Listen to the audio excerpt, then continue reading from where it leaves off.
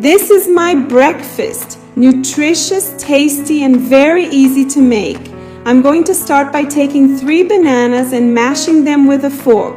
This breakfast is super simple. Everyone will love it. Now we're going to transfer the mashed bananas to a bowl, and then we're going to add 4 whole eggs here along with these bananas, and we're going to beat until smooth.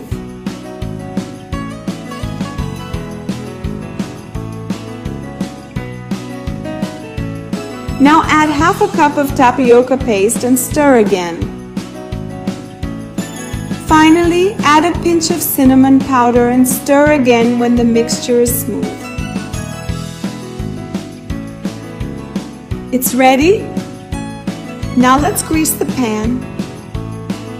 Add a small portion of the batter we've made and we'll cover it and let it cook for 4 minutes or until it's golden brown.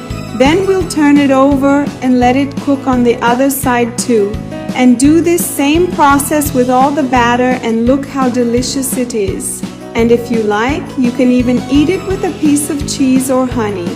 So that's it, my loves. I hope you enjoyed it, and until the next video, bye bye.